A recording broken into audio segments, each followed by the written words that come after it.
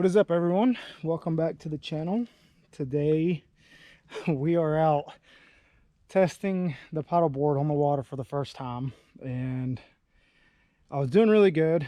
I left from out across the body of water there. There's a peninsula with a boat ramp. I paddled all the way up and came across over into here.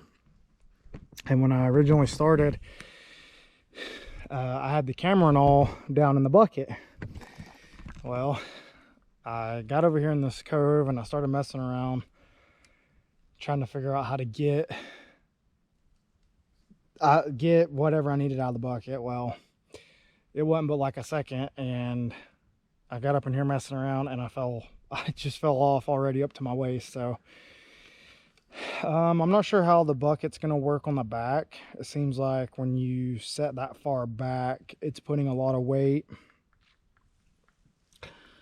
on the back and causing it to tip up backwards. So I'm going to have to do some research and figure that out. It's actually, thankfully, the water's not that bad. I'm not freezing or anything, and I was wet up to, I mean, you can see on my shirt.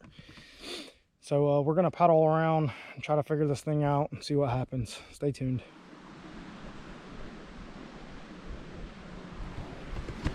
Okay, so I did a little bit more research, or more investigating into what was going on. And what it appears to be is I can sit down in the bucket and paddle, but I can't really lean side to side because I'm so far back. It's just putting a lot of weight on it, causing it to ride like this.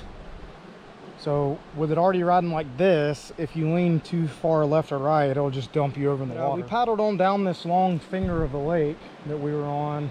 We came all the way up down here to the end and actually found something that I wasn't expecting to find. I know there is a couple of places like this along Carter's Lake, but this is pretty cool. I could have actually paddled the paddleboard all the way up here, but I just wanted to get off and get the camera and stuff out. But check this out.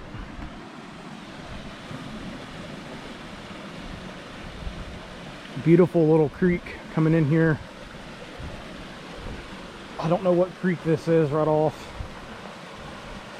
I did bring my new GPS unit with me today. I'm going to do some pinning and scouting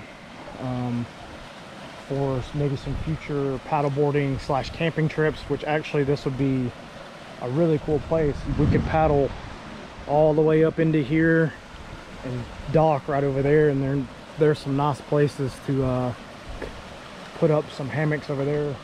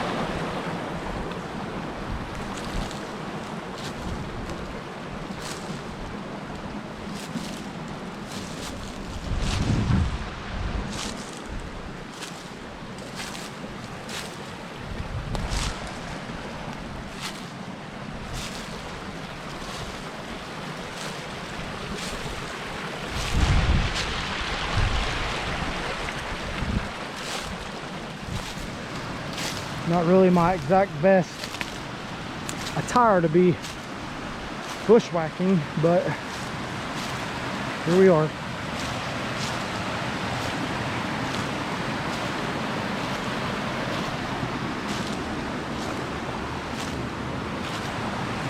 You can definitely tell I'm not the first one out here, which I'm not expecting to be or whatever. However, this is one of the places This is one of those places where you find it, you never hear anybody talk about it before. Unless you bring it up, you don't really ever hear anybody talk about it. But like you can see here, pretty fresh 6x6 logs. It could have washed down in a high water event, you never know. But this is a pretty cool creek.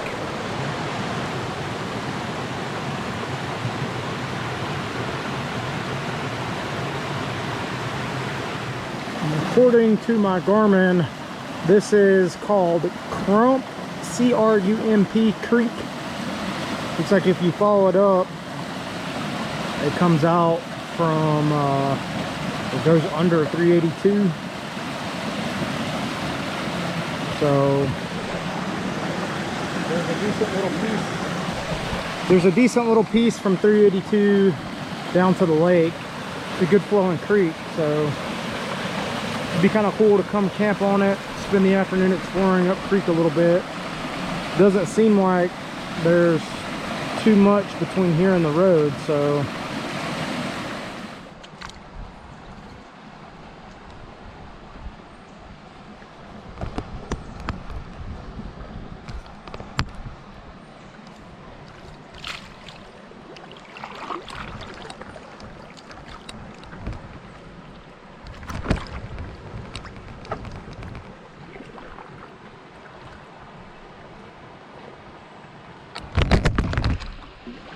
fuck. Come on, man.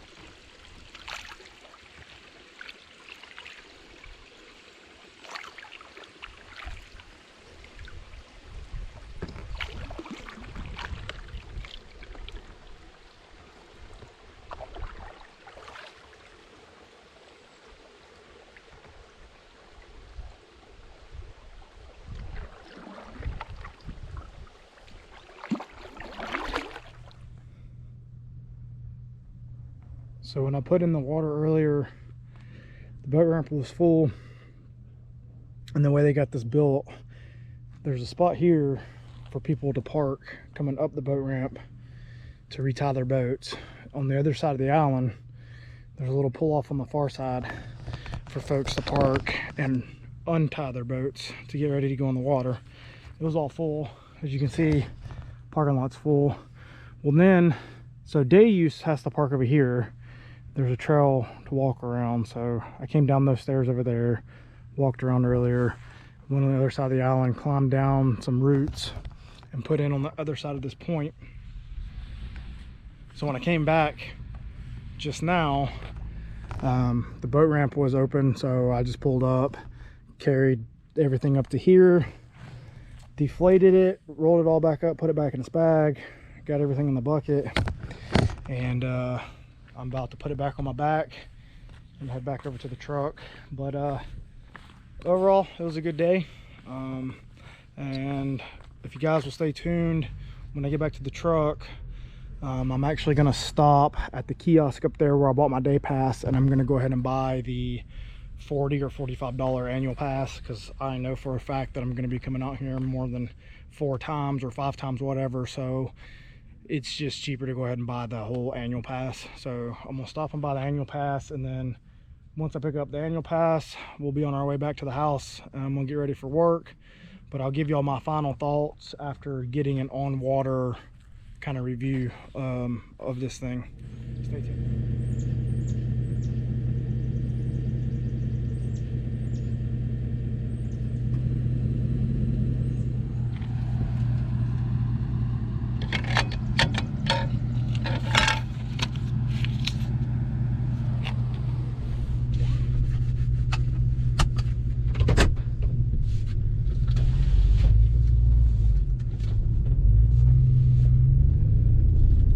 just picked up the annual pass, and apparently I have to mail this in with my name, phone number, address, all this other stuff to get a hang tag. So I'll have to be doing that in the next day or two, get it mailed out, so that way in the next couple weeks, as the weather gets nice, I'll have it and be able to go out.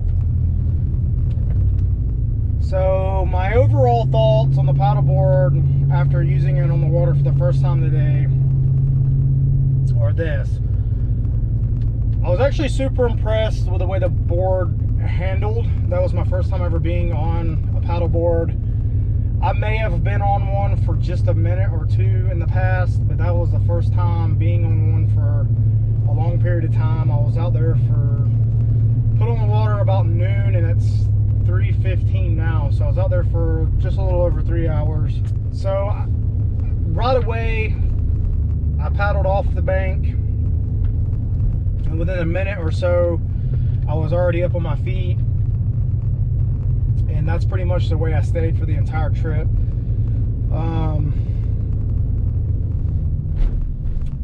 The video started with me after I'd just fallen into the water. And actually, the reason I had fallen into the water is because I was up in the cove and I was messing around trying to get the camera out of the bucket. Got the camera out and actually sat down on the bucket. And when I sat down on the bucket's so far back on the board that it kind of offset the weight a little bit, and I was leaning to the right, and it just tossed me over into the water. Luckily I was in the cove. It was only about waist deep.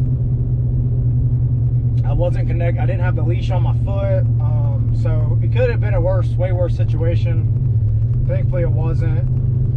I just pushed it over to the side, walked up the bank, got out, and then that's when I decided, when I first started recording, when I said, well, we're gonna have to see, you know, try to figure out what's going on. And so after paddling a little bit more, I figured out that it was most definitely the bucket being too far back on the board. And I kind of had an idea that this was gonna happen when I was putting everything together in my living room. And so I already looked up the remedy for it, and seems like the remedy for it so far is people have designed a strap that goes around the paddleboard and kind of clips into itself, and you can tighten real tight. And then this strap has D-rings on it, so you can actually move this strap forward or back on the paddleboard wherever you want it, tighten it down as tight as you want it, and then you can strap your bucket or your chair or your cooler or whatever to the D-rings on the strap, and it can be at any point on the board you want it. So I think moving forward, my best bet is to order one of those straps. And I don't want to go directly in the middle of the board, because that's where I like to stand, but maybe just a little bit behind the middle of the board, so that when I'm standing up, it's not in the way. When I want to sit down, I can just sit right down on it. After paddling a little bit more, I was able to actually sit down on it and paddle without falling into the water. I ended up paddling across one of the wide open spans of the cove. The wind was blowing in on me. I had a headwind, and it was being difficult to paddle into the headwind, so I actually sat down and paddled across the whole span of the cove. So it's not a huge deal. I can make it work, but for the purposes of like the wife and the kiddos, we're definitely going to have to figure out a way to move that bucket forward so that the boat or the board's more stable. As far as what the board felt like with air in it, originally I only put 13 psi in it, and once I was on the water standing up, I could feel it give just a little bit in the middle. Not enough to really be worried or concerned, or I don't think it was actually really affecting the way the board paddled, but you could definitely feel it. So Once I made my way over to the waterfall in the back of the cove, I pulled the pump off, went ahead and pumped it up to 15 psi. Didn't really feel that give anymore. The rocker definitely helps coming into that headwind. You could actually hear the water smacking the front of the board, and with that rocker being up a little bit in the front, it was going right up over the top of the chop, just kind of like how I figured it would do. And so overall,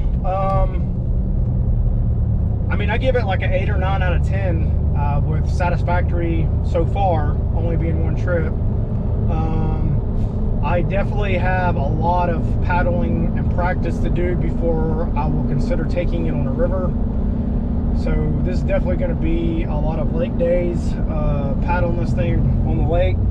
And maybe after a couple months of paddling it on the lake, I'll be comfortable enough to put it on a river, but we'll see. As far as the bucket working, it worked how it's supposed to.